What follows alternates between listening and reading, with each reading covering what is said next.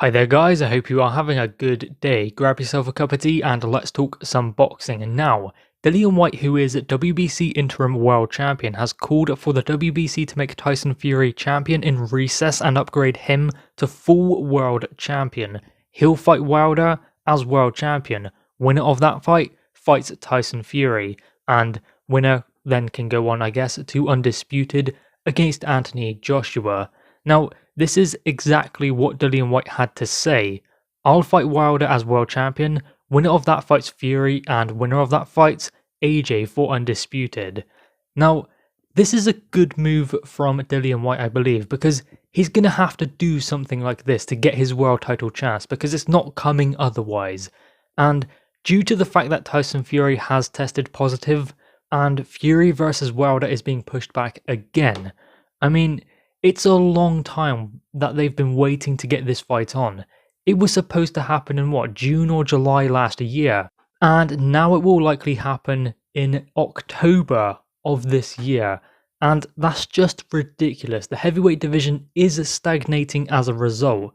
Now, the whole point of an interim title is so the heavyweight division does not stagnate. So when there is a champion like Tyson Fury and a challenger like, say, Dillian Whyte, who is waiting for his opportunity, but there are obligations and other fights to be made by the champion, perhaps injuries are involved or other things like that, maybe a COVID test being positive for Tyson Fury. When things like that happen, it is the interim status that keeps the heavyweight division moving. Otherwise, all of the challengers who are, say, fighting eliminators and things like that, they are left waiting even longer due to things out of their control, out of control of the champion of course, but still it just means that the heavyweight division, or at least the fighters within those rankings of that governing body, stagnate as a result of what has happened. Now, what this would do is mean that the heavyweight division keeps moving and finally Dillian Whyte gets his world title chance to go in as champion and fight Deontay Wilder. Now of course it's not great to see Tyson Fury put as champion in recess, but he cannot defend his belt, and he hasn't been able to as of yet. He won the belt in February 2020. It is now July 2021, and he won't be able to defend it until October. So it is causing a backlog in the heavyweight division because there are going to be other challengers in the WBC rankings waiting for an opportunity themselves, and Dillian Whyte has to come before all of them. Take, for instance, Efe Ajagba ranked number 9 by the WBC and Frank Sanchez ranked number 13 by the WBC also.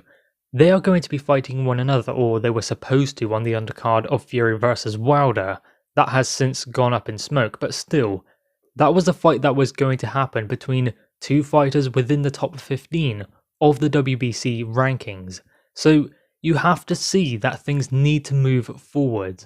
And I mean, let's be real, Tyson Fury has never defended a world heavyweight championship, and he is still yet to do that. Now, this is not his fault, and it's not really a problem that he can avoid. It's just happened. I mean, I don't know the situation in Tyson Fury's camp, but that being said, it's not Dillian Whyte's fault. Dillian Whyte is still waiting for an opportunity, and he is looking for a fight now.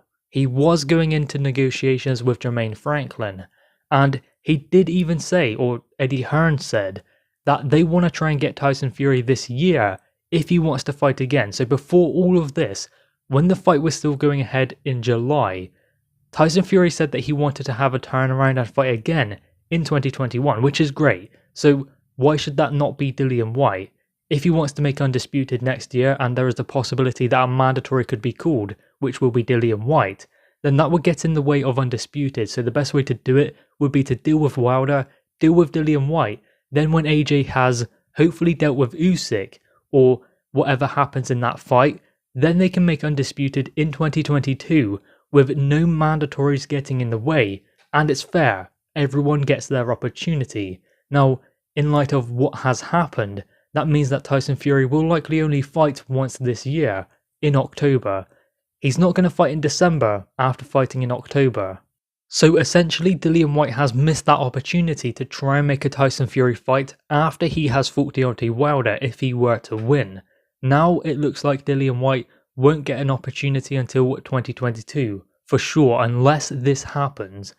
I believe that if it was in a different weight class, there wouldn't be a problem. I think that in the heavyweight division, it seems to be a little bit different. I mean, in this situation, what is going to happen?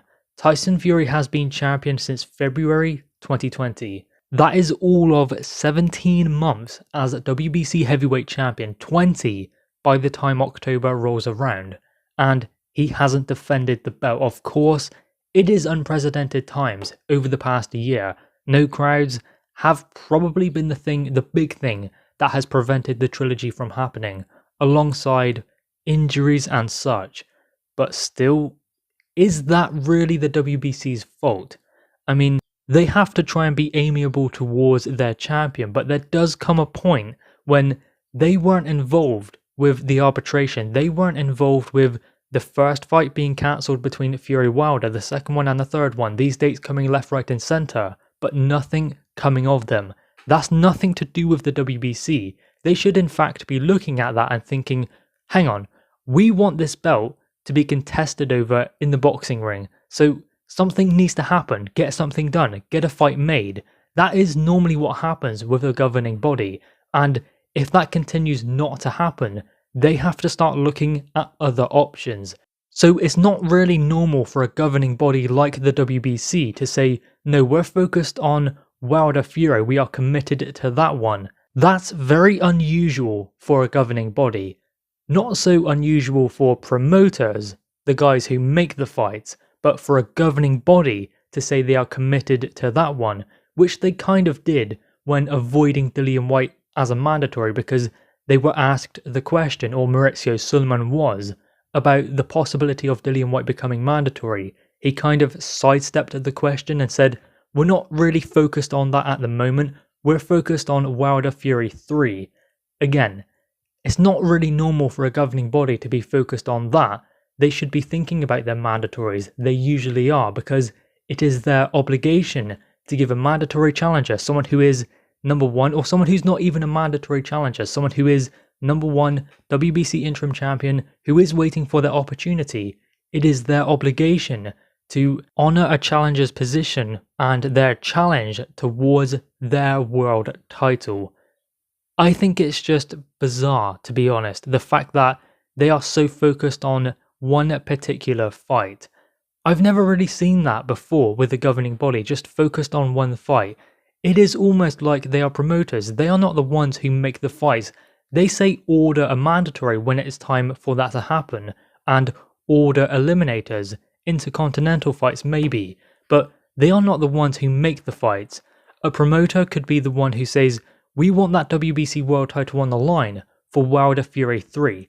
They can fight for that. They can fight to avoid Dillian Whyte becoming champion and Tyson Fury becoming champion in recess, but it is strange for that said governing body to be the ones who are fighting to keep Tyson Fury as champion and to push this back constantly, thus making the heavyweight division stagnate as a result.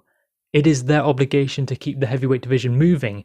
It is down to the promoters to try and keep that world title on the line for the trilogy fight. And given the fact that Dillian Whyte is WBC interim world champion, then this can definitely happen within the rules of the governing body. It should be able to happen. Dillian Whyte to be upgraded as full champion and then Tyson Fury to be champion in recess. Something similar actually happened down in the lightweight division with Devin Haney. He had an injury and he was then granted the status of champion in recess because he was unable to defend his belt.